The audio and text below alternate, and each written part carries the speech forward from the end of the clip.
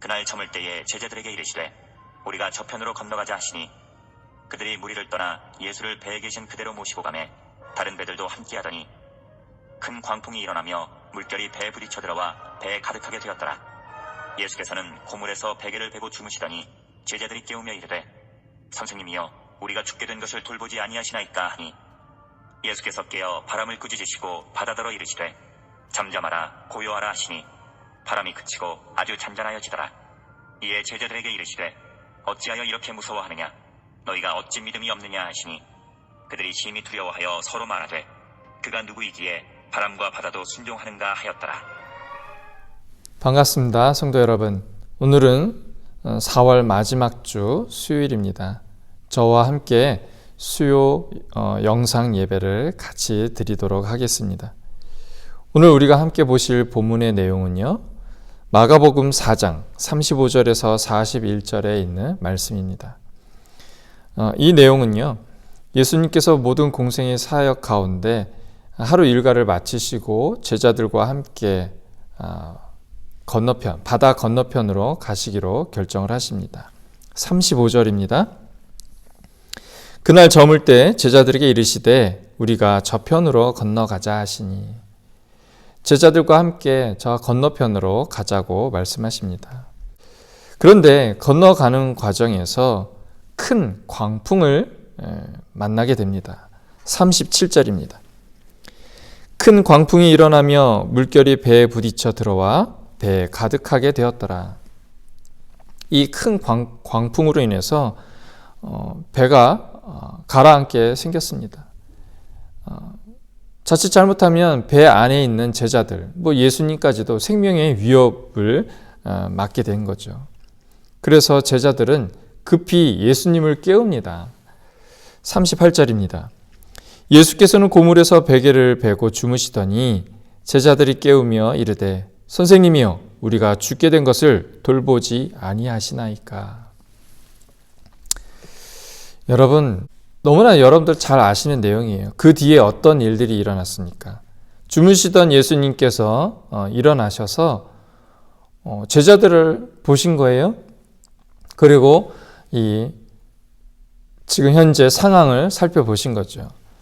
어떻게 하십니까? 39절에 예수께서 깨어 바람을 꾸짖으시며 바다더러 이르시되 잠잠하라 고요하라 하시니 바람이 그치고 아주 잔잔하여지더라.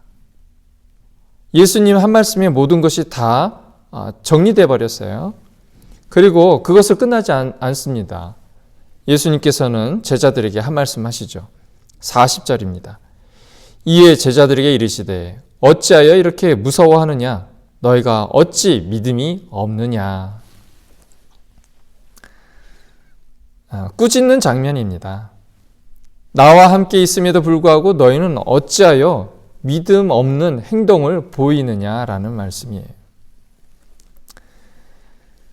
배에 타기 전까지 제자들은 정말 많은 훈련들을 받았습니다. 예수님이 병 고치는 사역과 그리고 가르치는 사역, 수많은 사역을 통해서 이분이 보통분이 아니시라는 것을 저들은 온몸을 통해서 체험을 한 거죠. 믿음을 갖더라도 어떻게 가져야 될지 저들은 예수님을 통해 하나하나 다 체험합니다.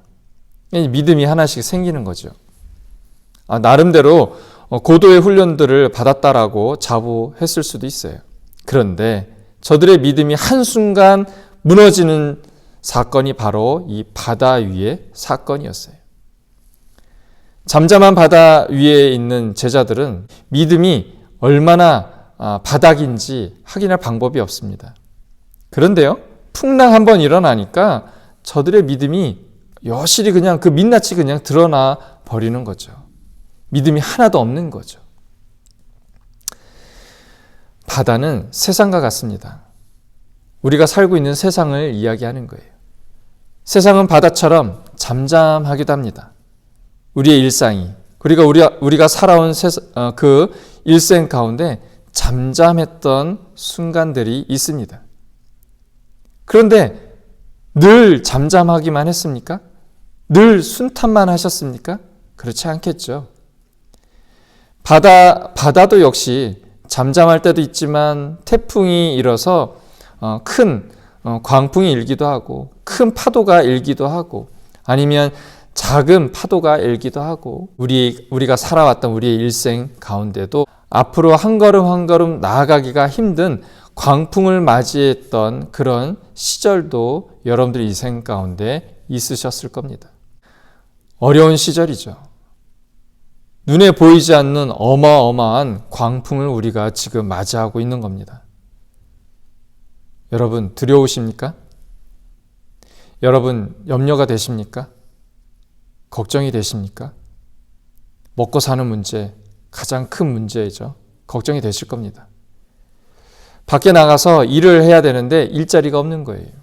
일하고 있는 직장에서 갑자기 그만 나오라고 하는 거죠. 그러면 우리는 그 순간 큰 광풍을 경험하는 겁니다. 더 큰 광풍인 거죠. 생계 문제에 빨간 신호등이 들어온 거예요. 이럴 때 우리가 지금까지 살아오면서 신앙생활 해왔던 우리 믿음의 권속들이 이 순간 우리의 믿음이 어떠한지를 확인할 수 있는 자리이기도 합니다. 배 안에서 주무시던 예수님. 다른 제자들은 이 광풍으로 인해서 요란스럽게 움직입니다. 급하게 노를 저어가며 앞으로 전진해 가려는 열심히 땀을 흘려서 어떻게 해서든지 이 위기를 극복하겠다고 몸부림치는 그런 제자들이 있을 거고요. 그리고 두려움과 공포 속에서 내가 언제 죽을지 몰라서 엉엉 울고 있는 제자들도 있었을 겁니다. 또 어떤 제자는 그래도 이 상황에서 예수님한테 가서 뭐라도 도움을 청해야지 해서 예수님을 깨우는 제자도 있습니다. 많은 모습들이 배 안에 여러 광경들이 있다라는 거예요. 같은 믿음을 가지고 같은 신앙생활을 했다 하지만 그러나 이 큰 광풍 하나만으로 성도들의 여러 모습들이 드러나는 거죠. 그런데 유일하게 그 요란한 상황 속에서 예수님 한 분만 잠잠히 계시더라는 겁니다. 인간적으로는 얼마나 고단하셨을까라고 생각할 수 있겠지만 우리가 이것을 믿음의 눈으로 바라보게 되면 예수님은 정말 믿음 좋으신 거예요. 사랑하는 성도 여러분, 우리가 잡아야 될 것은 노가 아니에요.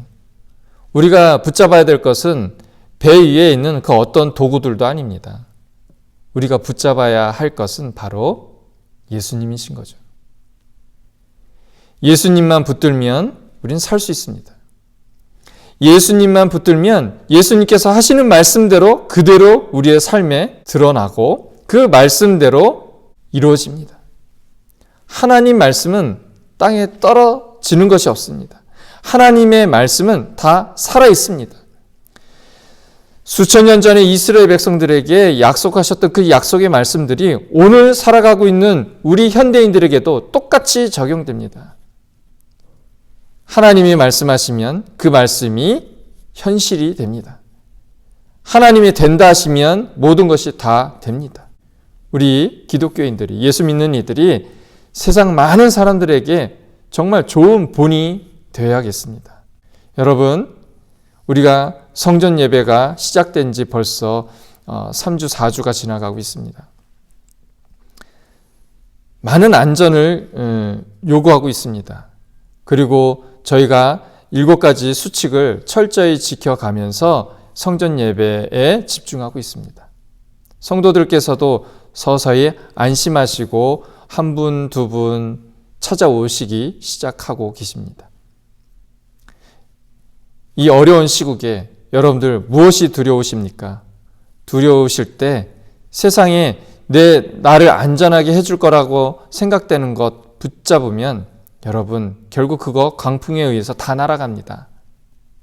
우리가 붙잡아야 할 것은 오직 예수님이십니다. 오직 하나님이십니다.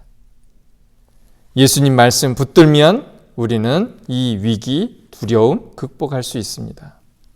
여러분들의 삶의 자리에서 생계의 문제를 가지고 씨름하고 계시는 모든 성도 여러분, 그리고 또 여러 가지 난항 속에서 어떻게 앞으로 전진해 나갈지 몰라서 두려워하고 그리고 당황하고 계신 성도 여러분, 우리가 기도의 자리에서, 예배의 자리에서, 말씀의 자리에서 예수님의 음성을 들으시는 것이 확실합니다.